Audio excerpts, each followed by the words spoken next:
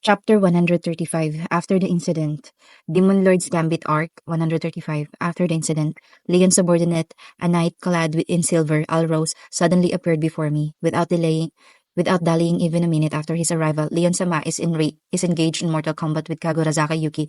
We beg for your assistance, he exclaimed. Dayon, you bastard, you slipped out before we agreed on a formal alliance.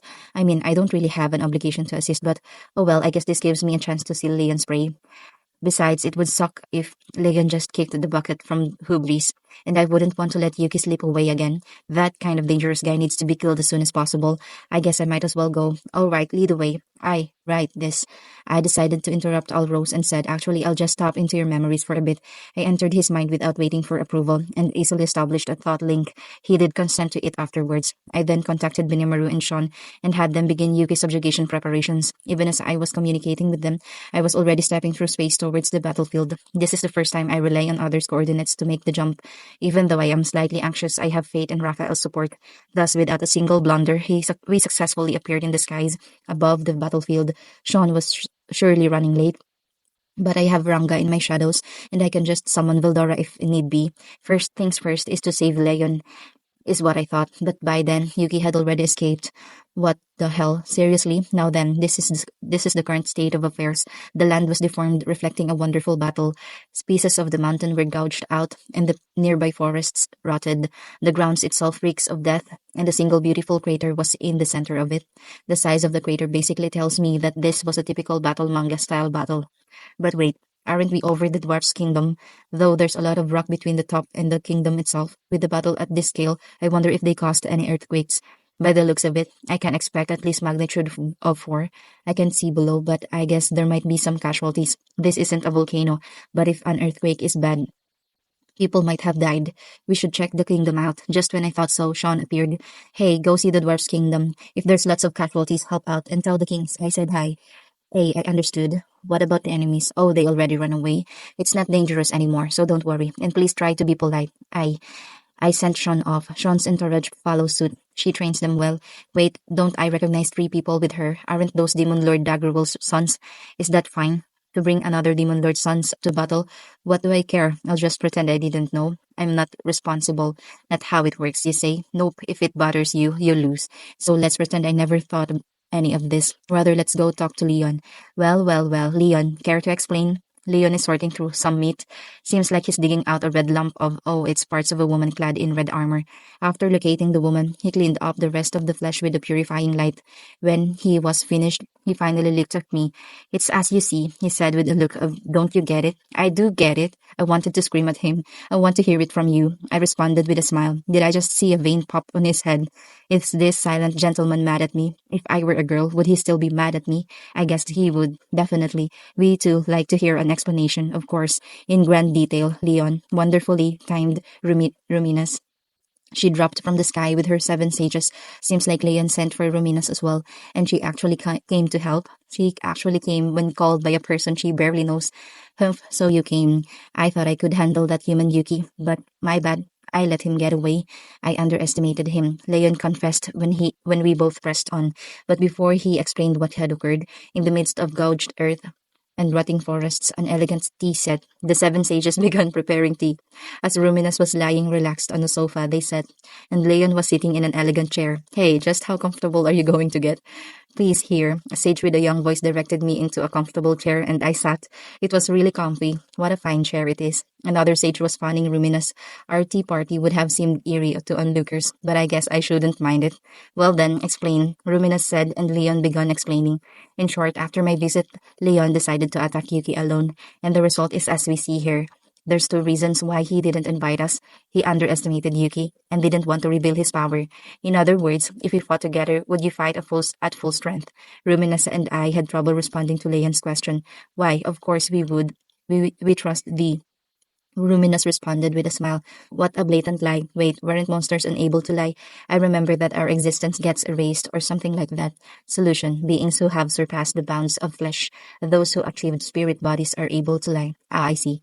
I guess Milim can also lie without a problem. So if you're strong, it's all right. Whether that's right or not, who knows? But let's proceed on this assumption for now. As for Ruminas, lie well.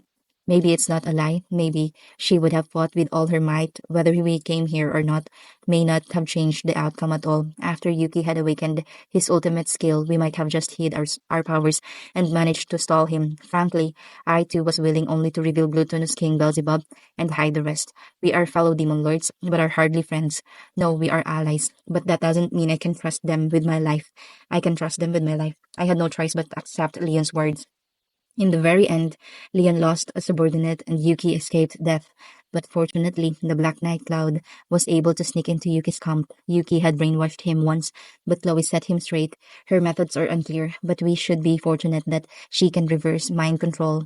Yuki probably did not notice, so Cloud will continue to spy on him, and yet we must stay vigilant against Yuki's ability. Steal life, steal one's heart, and convert another's energy into one's own. What ability could it be? Solution. He likely possessed ultimate skill, greedy King Mammon. Huh, you know that much. Seems like Raphael was able to arrive to an answer in a second. Seems like it is a higher level steal ability, and Raphael does not think it's dangerous to me at all. Among skills of our level, it is the weakest. Where does Raphael get all that confidence from? And is it just me, or did Raphael seem really smug when dissing Mammon? Well, we should be fine as long as we don't let our guard down. After listening to Leon's explanation, we decided to wait for Cloud to contact us. The only problem remaining is the fact that Milim's pet dragon was resurrected, and it's a big problem. This really will be a pain for us to solve. Hmm? Oh, you are friends with Milim, right? I'm glad to have you here, Leon said with a bright smile on his face. Why did he suddenly become so happy? Wait, this bastard isn't planning. Well, we have heard enough, and it is time for us to bid you adieu. Ruminas is ready to dash. How devilish. Well, she is a demon lord, so I guess I am the one at fault for expecting her cooperation, though I could never hope to be forced to clean up this mess. Alrose and Blue are kneeling in front of Red Knight. They can possibly think her to still be alive. I looked closely. She is 100% dead. Normally, that would be it, but hey, Ruminas, can't you reverse death? Do not spout other secrets, plebeian. Oh, my bad, but hey, look here. Look here. With an empty apology, I called Ruminas over.